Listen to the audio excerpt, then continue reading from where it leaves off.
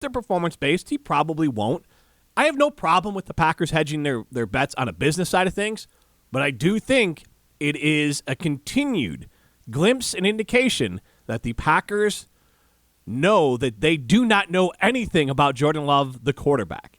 And they also know, no, I think that's, as they've said it a couple times, we can hear from Goody, and Aaron Rodgers even said this when he praised Jordan Love. We still have to see him play. He has to play, right.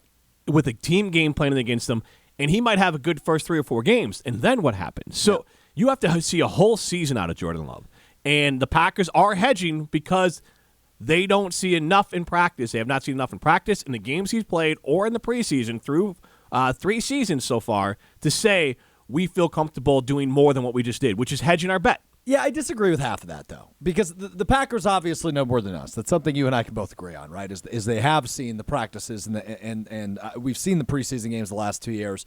But they're also biased because they picked the guy. Well, of course. So you got to account for a lot of different things when you're doing this. There's a lot of different factors that play into this. But, yes, they are hedging. I will agree with that part of what you're saying, right? I mean, they're only on the books for 13 and 24. If for some reason Jordan Love goes out next year in 23, stinks up the joint, and they have the number 1 pick overall, they pick Caleb Williams. And then all of a sudden, Williams is your starting quarterback in 24, right? So that's the hedge aspect of this. But the reason they're offering, in my eyes, this contract to Jordan Love is strictly because they want to make a commitment to a point, but they don't want to overpay.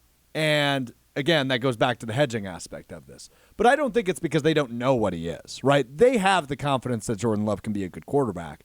And I think they've been pretty open if about they that. did, they would have done a better deal. Like would have secured him here longer. Yeah, they have the confidence that he can. He's earned the. I don't think Jordan Love would have signed it then. I think they have the confidence to say we're going to give Jordan Love full carte blanche to try to earn this job for the future. It is his now. That's the confidence they have in him. They have this. They have less confidence in Jordan Love than the Saints do in Derek Carr. And anyone else that signed a deal that's more. They have the same confidence in Jordan Love as the Bears had in Mike Glennon. That's the confidence level we are looking at right now with the Green Bay Packers and Jordan Love. It's more definitive than Glennon, but I understand your point because obviously Glennon was more. But they went out and drafted Trubisky. Right, but Glennon did more in the NFL to that point than Jordan Love. Absolutely. We are also asking you 844-770-3776 for your favorite movie quote. I don't care what it's from. Yeah, we can only read, what, 2 of these? Sadler chimes in, show me the money, and say hello to my little friend. Both Leroy classics. Says, my crap always works sometimes. That's modified. Yep. And you're telling me I can't say motorboating? Well, you just did. So. You can say motorboating. Matt Hamilton motorboats out on the lake all the time. Yeah, what are the 3 words after that? You could say, well, we have to paraphrase here. You did it, didn't you? You motorboating son of a gun. And we'll leave off the last part to really set it out there. Matt Hamilton loves to motorboat out on the lake. That's what she said. He's got a motorboat. Alex Strope? Is that not what they're talking about in Wedding Crashers? Absolutely not. Yeah. No, that's absolutely what they're talking about. You're so right, Jim. So we will take your random movie quotes. Doing? How about the Bills signing former Seahawks defensive tackle Poona Ford? It's a real name. Good for them. I've never heard his name called in NFL broadcast before, I'll be honest. Just thought it was an interesting name. So back to my interesting take. Yeah. I don't think it's a bad thing. I actually think the Packers doing this should make you feel heartened that Goody's not blindly in love. Love is not blinding Goody right now. Goody's saying, you're right, I picked you. And because of that, and because of what we've seen in practice, I'm saying I feel good enough to hedge here. If the Packers just walked away, you'd feel completely different about it. But they didn't do that. They hedged, and they feel good about it. And I think that is what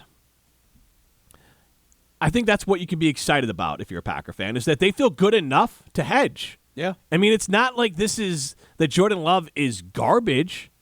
They're saying we've seen enough in practice to give you one full season as a starter. That's really what this is. This is too, though. Wouldn't you? Because if they're guaranteeing $13 million in 2024, unless he totally, to my earlier point, right? Unless he totally stinks next year, right? Like I'm talking 32nd starting quarterback in the National Football League. He's got a guaranteed full season and into next season. But if he stinks next year and they have a top 10 pick and they take those 2 picks, one from the Jets and one from themselves, and maybe package of a second rounder and move up to get.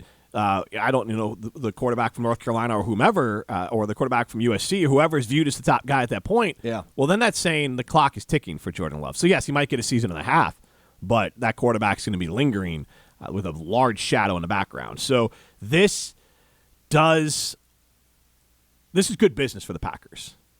And they played hardball with Jordan Love. I don't think it'll backfire like it did with Aaron Rodgers, because they went to Jordan Love and said, "Hey man, we like you, we don't love you." I don't think they said that, but I understand your point. I wish they did. That'd be great. No, it wouldn't be. It would be hilarious. That'd be really bad, in fact. That'd be the worse exact opposite of great. Worse than alienating your quarterback, who's now the happiest man alive out in New York, Aaron Rodgers. Yeah, he's currently on the Pat McAfee show, Jim, right now as we speak. So we'll probably hear from him a bit later in the show. But I'm just reading some quotes. Yeah. He said he's been pinching himself all week. He can't believe this is real, that he's in New York. Aaron Rodgers just said that. So there you go, on the Pat McAfee show, which we'll get to a bit later. Daryl in Deerfield chimes in. We don't need no stinking Badgers. That's his quote. I think he's referencing from something else. Jeremiah Madison says, "Don't attempt to grow a brain," from the movie Speed. The JJ Poinette chimes in saying, "I speak fluent," movie quotes with a little picture there. And then the Adam Madison chimes in on the actual topic. "Although you can call it lack of confidence, I think the Love deal is more lack of assurance. They're confident in him, or they would have done more to keep Rodgers. They want to see him prove he can do what they believe he can do, and I'm sure Jordan is well aware of this, and he has no issue signing the deal." I think he's spot on. I think everything he said in that text is spot on. No, Rodgers deal was that Rodgers thing was done. It was past Cook. They had to move on from Rodgers. Yes and no, right? Because if they knew they were moving on from Rodgers this offseason, they wouldn't have given him that deal last year. Right, but I'm saying that this off season and the way last season went, the Packers said it was time to turn the page, for sure. Like I think we're going to learn more and more as we see. I don't know that we're going to, at least for a while. Right, but we see Aaron. We don't even have to learn it. We see Aaron in New York, freshly cut, smile on his face, happily practicing a man about town during all this volunteer stuff. Aaron didn't show up for that for a while. Yeah. So just that alone, on the outside looking in, you see a man who's more engaged with his new team than he was with the prior team. I think the Packers are smarter than we think, where they know and they knew it was toxic. And again, this isn't a knock against Jordan Love. This is a hedge. The Packers are looking at Jordan Love saying, "Hey man, we see enough to give you an opportunity, but we do not see enough to go all in with you. So we're hedging. We hope you work out, but we're also covering our butts if you don't." Yeah. And that is they like him. They don't love him. Yeah, that I agree with, right? And, to go back to Rodgers, this is kind of chapter 3 of the Aaron Rodgers revitalization of his career, right? Chapter 1 was in 2008 when he took over as the starter after being a backup for 3 years. Chapter 2 is in 2019 when Matt LaFleur took over as the head coach. And he became, obviously, a 3 and then 4-time MVP under LaFleur. And now this is the third revitalization as he heads to the Big Apple and becomes the face of the franchise for the New York Jets. So he's certainly revitalized. He's certainly re-energized. And a change of scenery, and I think, a lot of Packers fans, me included at this point, agree a change of scenery was best for both sides. Now, it's going to work out a little bit better for Aaron Rodgers in year 1 than it will for the Packers, but down the road is ultimately it ultimately depends on what Jordan Love is. If Jordan Love comes out and lights the world on fire in 2023, which I think is unlikely, but if it of course it's a possibility. If Jordan Love is to come out and light the world on fire, maybe the Packers are laughing all the way to the bank and back to the NFC playoffs, which in a not very crowded NFC, again, it's a possibility. I don't think it's highly realistic, but it is a possibility. And that's how the Packers are looking at Jordan Love in year 1. It's possible he cooks and blows it up, but we like you right now. That's it. That's the headline. If I'm writing the headline for whatever paper still exists, or if I'm writing it for ESPN.com, Packers not love Jordan Love. That's it. They like him. They're in like with Jordan Love. They are not in love with Jordan Love. They're in like. I think they're right not moving that. in together. They're not saying, well, I love you. They're moving in together.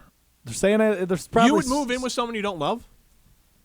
No, not me personally, but they're clearly moving in together as the starting quarterback of the Green Bay Packers. I don't know, man. This analogy is getting weird, Jimmy. It is, because I just think that is this a rebound they've moved in with? Maybe, like, would that be the way to look at it, or they're maybe in a relationship with a rebound? I just think, and we're kind of talking about levels here. To me, we're talking emotions and we're talking physical. Like, sometimes moving in together could be, hey, we've dated long enough. Let's just save some cash and move in together and see how it goes. Yeah. This is more, when I'm talking emotions here, they like Jordan Love, but they're not in love with Jordan Love. They're dating, they're not proposing. We can do it like that. Okay. They have not proposed. They are, maybe they moved in and they're in like with them, and they think maybe they can love them, but they have not popped the question. They've extended the relationship, though. The relationship's safe for the time. Promise ring? Yeah, I think with this extension, that might be the promise ring. Also, so dumb. Oh, yeah, they're the worst things ever created. I don't know why they exist. So I'm glad you bring this up, because a girl I went to college with who I wasn't like super tight with by any means, but you promise ringed her? No. What do you even call that? So it is. I don't know, but it's getting weird. So let's stop with whatever you're doing there. The contractions. And so anyway, so she had kind of dated, not dated, but seen one of my friends. You get what I'm getting at. And so she was around for a while. She started dating this guy in college, and like immediately got a promise ring. Right? They recently got engaged over the weekend, and I've seen it all over social media. And I said to Taylor, my girlfriend, I said, I thought they were already engaged. She said, no, she's had a promise ring for like 4 years. Like, so what the hell's the point?